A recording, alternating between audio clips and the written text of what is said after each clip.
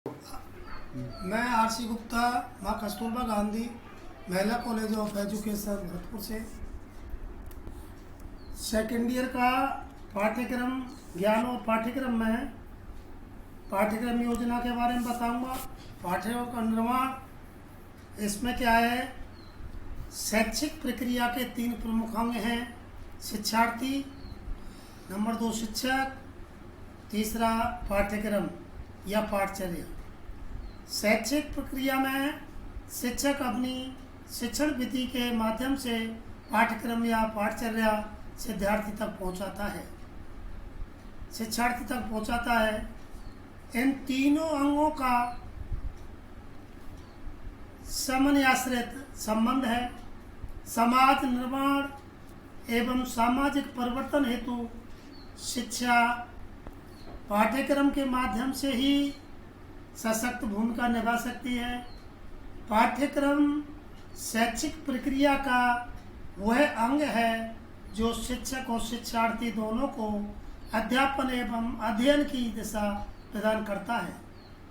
कनिघन के शब्दों में पाठचर्या कलाकार शिक्षक के हाथ में एक साधन है जिससे वह अपने पदार्थ शिक्षार्थी को अपने आदर्श उद्देश्य के अनुसार अपने कारागृह विद्यालय में विचित्र कर सके। बदलते परिवेश पाठ्यक्रम में आवश्यक संशोधन परिवर्तन व परिवर्धन होते रहने चाहिए। इससे पाठ्यक्रम के प्रति उपेक्षा के कारण उसके प्रति असंतोष बढ़ता जा रहा है। कोठारी शिक्षा आयोग के शब्दों में आजकल दुनिया में सब जगह स्कूल दिनचर्या बड़ी अनिश्चित व्यवस्था में है।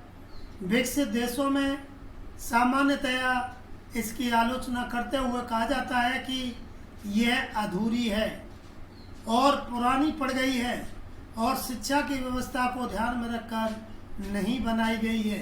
अतः पाठ्यक्रम की आधुनिक संकल्पना समझकर उसे राष्ट्रीय उद्देश्यों के अनुकूल विकसित करना आज व्यवहार्यार्थ आवश्यकता है।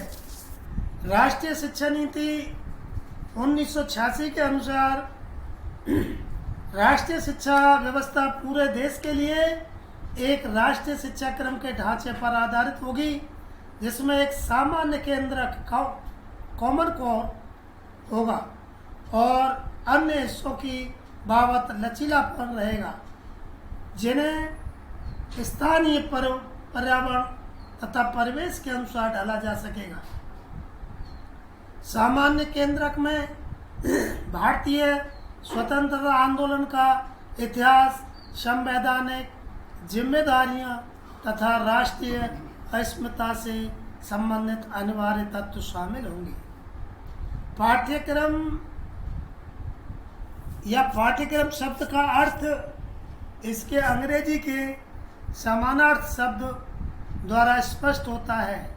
डॉक्टर एल के और के अनुसार पाठ्यक्रम के लिए अंग्रेजी शब्द करिकुलम प्रयुक्त होता है जिसका अर्थ है अनुसरण करना अथवा पीछे दौड़ना। इसका नेतार्थ यह है कि पाठ्यक्रम समाज की परंपराओं, आकांक्षाओं, आदर्शों एवं मूल्यों का अनुसरण करता है।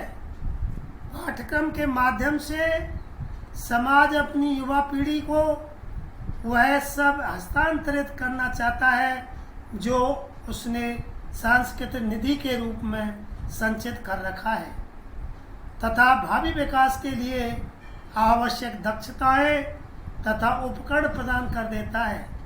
इस प्रक्रिया को समाजीकरण की प्रक्रिया कहा जाता है जिसमें पाठ्यक्रम महत्वपूर्ण भूमिका निभाता है।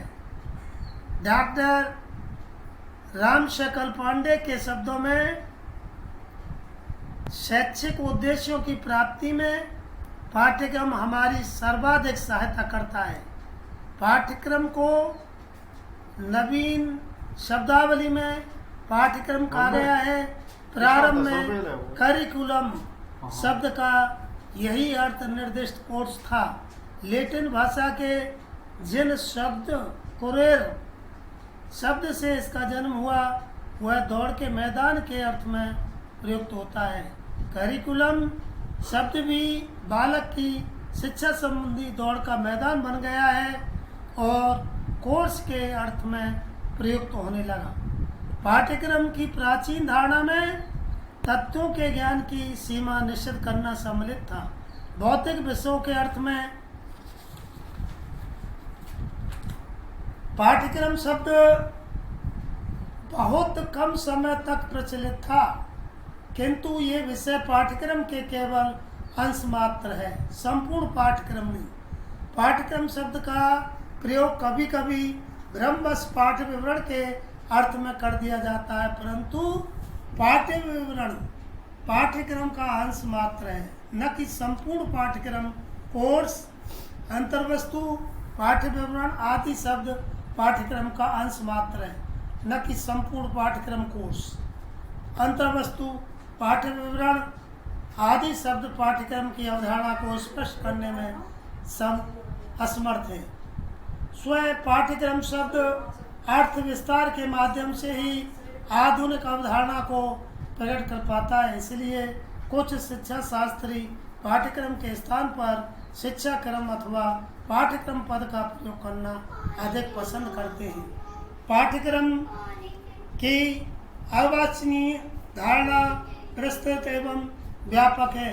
इसके अंतर कक्षा के अंदर जो भी अनुभव छात्र प्राप्त करता है वह तो सम्मिलित है ही, साथ ही साथ बाहर का अनुभव भी शामिल है।